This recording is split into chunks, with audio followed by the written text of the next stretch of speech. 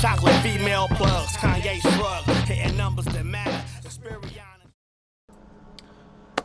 Thank you for tuning to the Black Fathers Initiative of Cleveland's YouTube page. Really appreciate the love. Make sure you click the link in the bio, like, subscribe, you know what to do. And you know what we do here, just black empowerment, talking about black relationships, black love, black money, black dollars. Everything here is black. So let's get to it. So this is just a continuation. I believe now this is actually the last part of Sister Ali's interview with Happy TV. It's been a great interview so far. This is going to finish it off. I don't know if I'm going to do the whole 20 minutes because I think the last couple minutes is just them promoting. But we're going to pick up where we left off. Let's go. Capable black men. Yeah. All right. You have two choices. And I keep telling the sisters that. You can be the woman or the other woman. You ain't going to be both. You're going to pick one and stay in your lane. Live that life and it'll be good. Truth be told. All right, so this is the other part of Sister Ali that a lot of sisters do not agree with. When she talks about, how westernized, how we live in a westernized, how we basically go by a westernized tradition of monogamy. But in all actuality, a lot of people say that African civilization wasn't based off of monogamy, but more of polygamy, as well as a lot of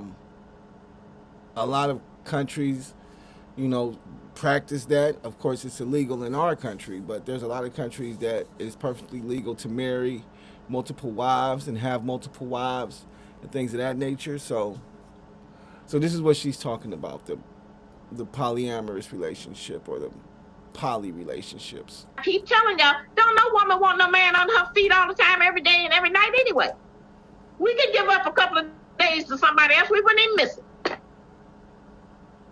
I'm busy. Okay? A lot of us are busy. I don't have time for that. And most women don't want that. We do that. We claim we want that because we're trying to keep up with him, make sure we know who on his phone, who on his Facebook, who on his Instagram. It's nonsense. And it's costing us our children who want their daddy. And it's costing us to grow up and have daddy hunger. All of us want our daddy. Yeah. All of us want our daddy. They put that brother that's on that bachelor program, they put him on there with his father the other night. Yeah. And it was very sad because his father had not been with him. And so he was talking to him about he wasn't there and what it did to him and everything. But as I say, we need to have a moratorium on that. So many of our men, LeBron James, Shaq, all of them, they hate their father because they've been taught that, usually by their mothers, because she gave them a perspective. If daddy didn't show up, we might just have the attitude, oh, he didn't make it this time. But we tell the child, yeah, he don't never come over here to see you. Yeah, I knew he was going to do that. I'm sorry he disappointed you. We give them a perspective on certain things that happen in our life with our men that turns them negative against their fathers. Facts. A lot and of that's women do wrong. that. We should not do that because it harms the child.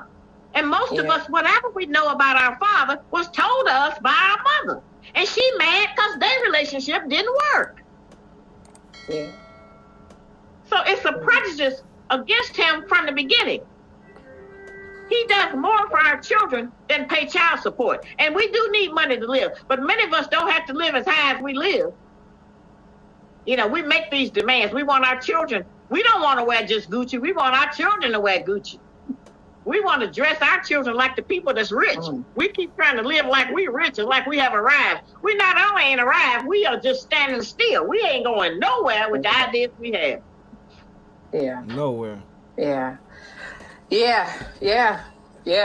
I mean, my head's hurting because I just been doing this all the time since you've been talking. Yeah. The things that I teach, I teach reality. That's all I can tell you. Yeah. I teach reality because we living in what is called the imagination of truth.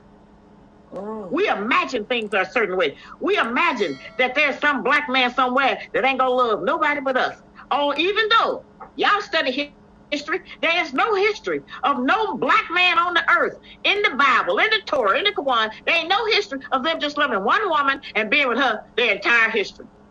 So if that don't exist, why do we keep wasting time trying to find that mystery God? It's not there. If it was there, I would have it. You're telling me. It's not there. Right? Yeah. And if he loves somebody else, that don't mean he don't love us. Look at it how we love our children. We love each one of them equally. Mm-hmm. There's no better. Andrew Tate, if you I got a video that I reviewed of Andrew Tate that I put up I think a couple days ago if you want to check it out.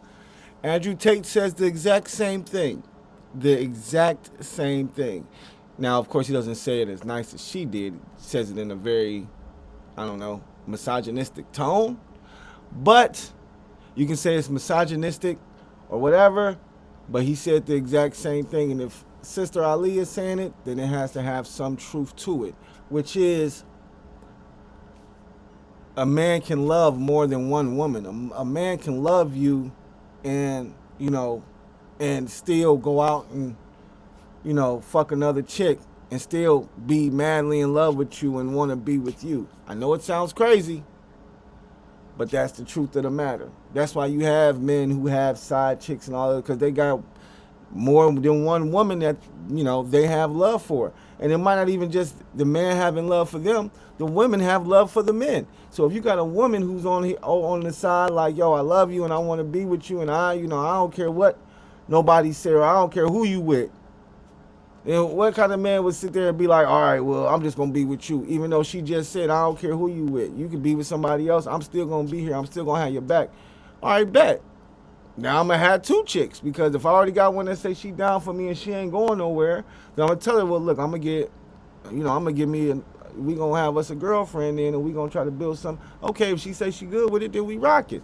Now, of course, that's, you know, we can't get married legally, you know, in this country for being polygamous marriage, but I mean she has a lot of points there when she talks about multiple women, because like he said, you have multiple children, you love all your children the same, so what's the difference? One, he's not with us just for sex. That's just usually what we offer him, so that entice him in. But that when that happens, after that, he's ready to keep going. Yeah. Absolutely. You know, we don't try to work things out. We want to be demanding. We want an account of every second he's away from us. You know, he's not our slave. He's trying to stop being a slave to the white man. We want him to be a slave to us next. That's not how it's going to work. It doesn't work that way. Yeah. And he has to have self-control.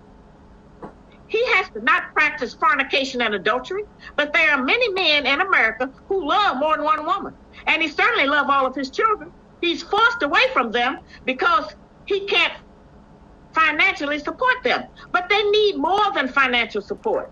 Absolutely. Fact. Absolutely. That's the point. I need way more than that.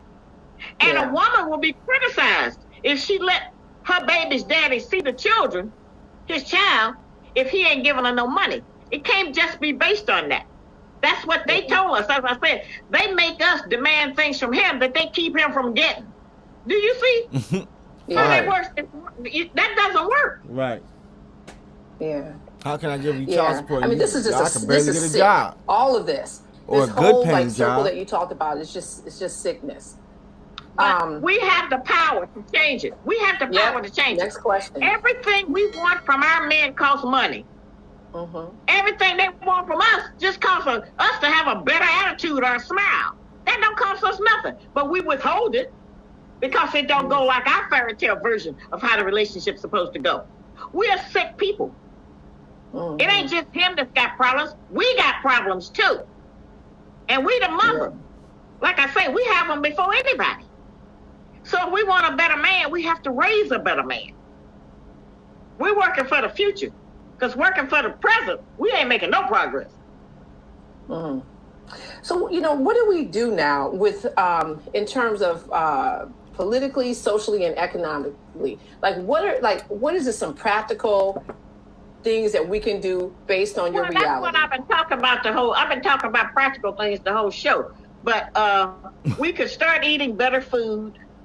We could start preparing meals for some of our men who don't have food. You know, if we hungry, we can go to our girlfriend's house and go in the refrigerator and say, girl, what you got? I'm hungry. Fix me something. They don't have that option to go to no other man's house and say, what you got, man? Open the refrigerator. Most of them don't even have no refrigerator. So they don't have the same that we have. So we can start preparing food for our men and invite one or two of men every once in a while to eat food. If you do that, he'll show up. Because he's going to show up and say, what you cooking? Yeah. He'll show up for the meal because that's what they want. They can't even function normally because they got bad nutrition. Yeah. And that's something we can be in charge of. We could start dressing our little girls better. Stop dressing our little girls like little whores. Facts. Teaching them that that's all that they have. And we need to stop putting weaves in our little girls' hair. The hair they got is fine. Every time we put all that weave in our hair and put on all of the eyelashes and all of that foolishness, we're teaching our little black girls that they are not good enough. And that the only way they can be accepted is by wearing something fake and false made by another culture, like the Asians or the enemy. Facts. And then I just want to go even further because I just heard something recently that says that the chemicals that they used in relaxer or that they use in relaxers cause, I think, cervical cancer in black women. I think that's what it is, or some type. I know it's something about the chemicals in relaxers cause some type of disease or some type of bad effect in females' bodies. So just goes to show, you know, we got to keep our kids away from these relaxers and all this fake hair and all this other stuff because the chemicals get into the body and they do something to the body. So got to stay away from that stuff. I would probably stay away from glues and stuff like that too, because that doesn't sound too healthy. So that's something we could do, bring them back to reality. And then we could take all the white dolls out of our house, take all the white pictures off of our wall. Those are little things we can do. We could start maybe trying to help him with his clothes so that he can have clean underwear and clean socks. That doesn't mean you acting like a wife. Every relationship is a marriage. Every relationship, not just between men and women, between two women, two men. Anytime you're in any kind of relationship, friendship or whatever, it's a type of marriage. Hey, think about that. I never thought about it like that. Every relationship that you're in is some type of marriage. Wow. That's pretty dope. That's pretty dope. I never thought of it that way, though. Every relationship you're in is like a marriage. I need to write that down. I'm going to come back to that. Marriage is just a unit where the two people are working for the good of each other. And so we could do those kind of things. We could take some of that money that we spending on these elaborate trips and a lot of things and go to one of the foster care homes and take a child every weekend. Oh, before I forget. So every relationship is like a marriage. Damn, I think I forgot that quick.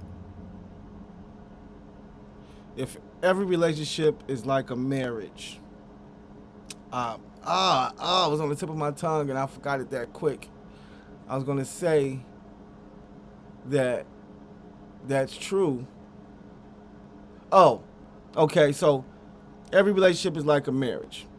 Then, and at one point in time, I really feel like when I was younger, okay, and I was dating and I had girlfriends when I was younger, like, you know, when I say younger, I'm talking like 15, 16.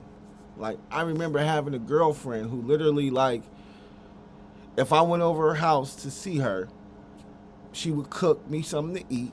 You know what I'm saying? We would chill, watch TV, and it would be like a little marriage for real. Like, you know what I'm saying? Like, it felt like that. And this was this was young. This was 16, but I guess this is really, you know, before social media. So that, I think social media really, really, really changed the game.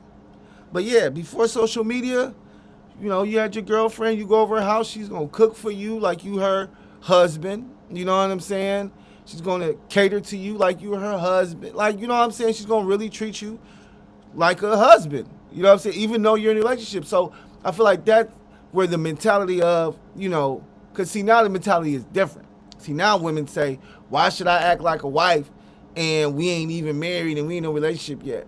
Well, because if you want me to marry you, you have to show me that you got those traits. You got to show me that you can be a wife, that you're going to be the type of wife you're going to be the type of woman that I would want to marry. Okay? You can't go around, doing nothing and then being like, oh, you ain't said nothing about marriage. Well, you ain't act like you wanted to get married. So why would I say anything about marriage when you act like you don't want to be married? A woman who wants to be married to a man is going to act like she wants to be married to a man. She's going to do the type of things that a wife would do even though they're not married yet. Because she wants to show him, hey, check out these qualities I got. Check out these qualities. These is wifey qualities right here, nigga. These is wifey qualities. You need to come on in because you ain't going to find this to me. And vice versa. If a man really likes a woman, he's going to start showing, well, I ain't going to say husband qualities because really it depends on what you call a husband. Because a husband is going to pay the bills and pay the rent, stuff like that.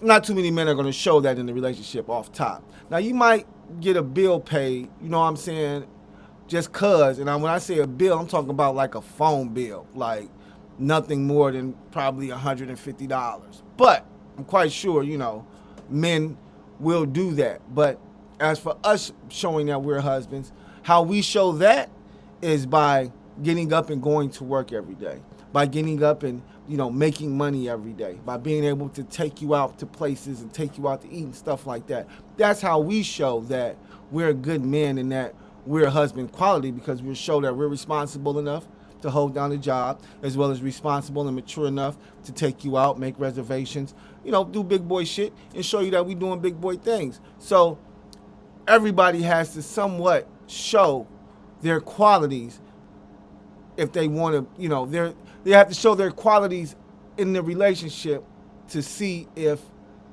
it's enough to go to the next level, which would be marriage, which a lot of people I don't even think are doing anymore, but whatever.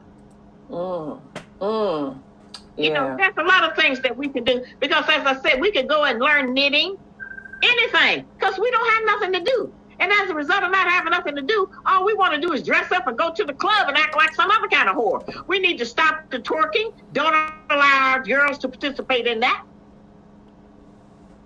Yeah. We need to teach our boys that they don't have to wear their pants down showing their buttocks. Nobody wants to see that.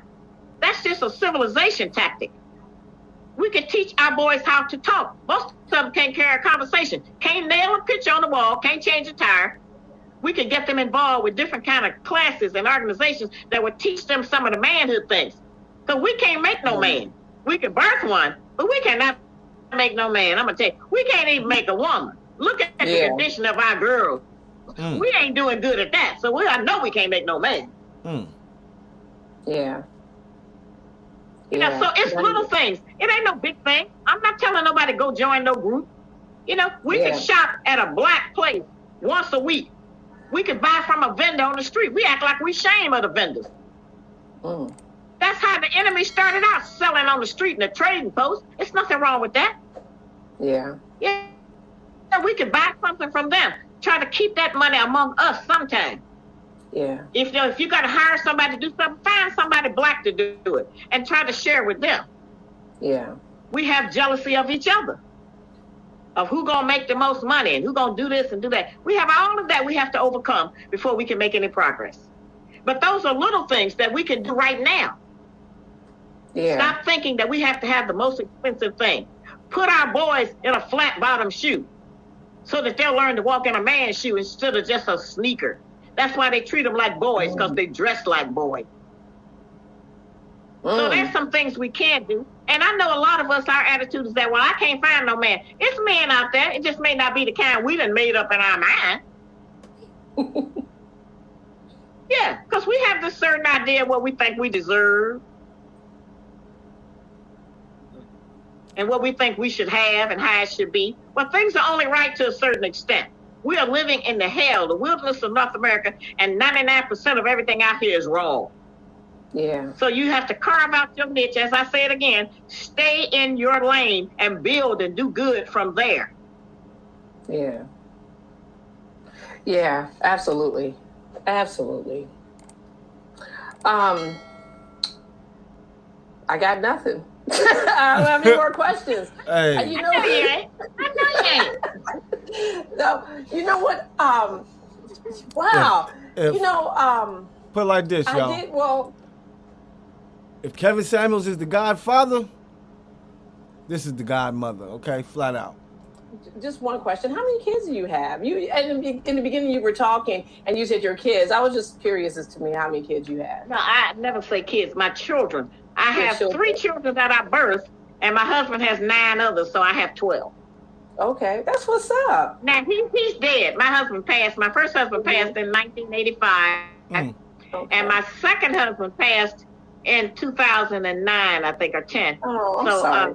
you know, and I had 2 successful marriages. I had 2 good men. Most women don't get one. One died from a heart attack, and the other one died from lung cancer. And so, you know, it's hard because I know that good men exist. Yeah. We help make the man good. And I'm not talking about by giving him all our money and all of those kind of things, but we can make a man or break a man. Yeah. And they have that Facts. power over us in a certain way. Facts. Yeah. You know, as I said, we Absolutely. all have this. And if we can talk about these things, you know what slavery has done to us. We're going to be fighting against the world to try to do anything. You know, let's don't surrender our children to the enemy. Yes. He ain't going to do nothing but raise them to be perverted and teach them to hate us. Mm. So there's a lot of things, you know, and all of this voting foolishness. Now you got, you know, we're dealing with this vaccine. I don't believe anything they say because they have lied to us for 475 years or more. And so it's hard to believe that now they finally got something good and they want to share with us. That's weird. It's just weird. Exactly. That's facts, yo. Yeah. Yeah. And you know, So, you know, those are just some of the things. And I know, as I said, when I said officer friendly, you say I'm going real back. Well, I come from real way. I come from way back. That's how I know what we've been doing. Don't nobody have to tell me about the other people we've had because I was there. And I know what was happening. And I know our condition then, which is how I know it's just about the same right now. So I want your people to read some of my books. So read all of them. Go to eBay All and them read books. that for yourself. I get letters and emails every day about how they have helped people. Not because I'm great, but because God has used me to bring certain information that will benefit and help our people. This ain't nothing trendy. All right? And they say I'm talking old school. I'm talking what worked. Because what we're doing now is not working. And nobody has a new idea about how to make it work other than to describe the problem. We know we got a problem. No, we got it. That's all people do. But we got to try to fix it. And we got to start with one thing. You don't have to revamp your entire life. Just do one thing, and then we'll improve our nation. Yeah. Yes. Yes. I'm trying not to shake my head.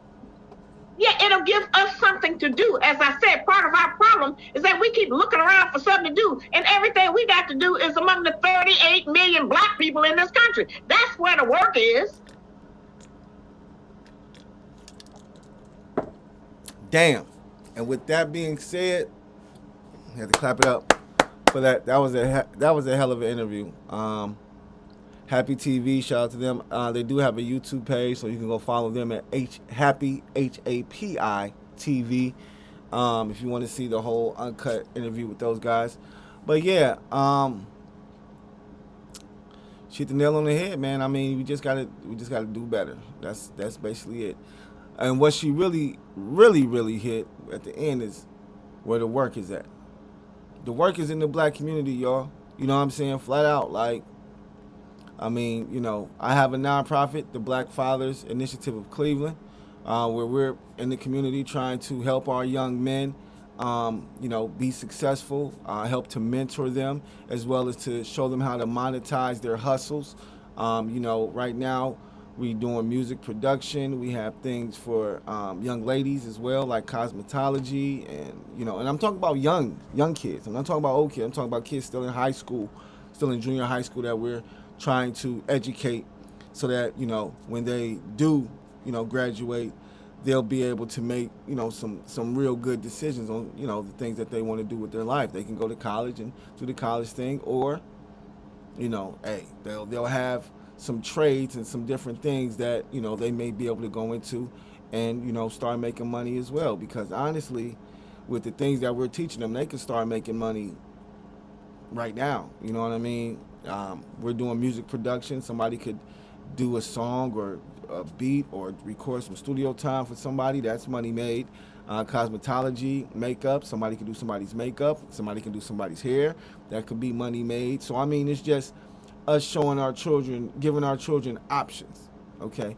You ain't got to get up every day and go work for that white man. You know what I'm saying? You can get up every day and work for yourself and make your own money. Now, it may not, you're going to make more than you would make with him, because he's not going to let you make but so much. But if you focus on yourself and focus on, what you do and being great at what you do, then the monetary gain is endless. So, just gotta start thinking like that.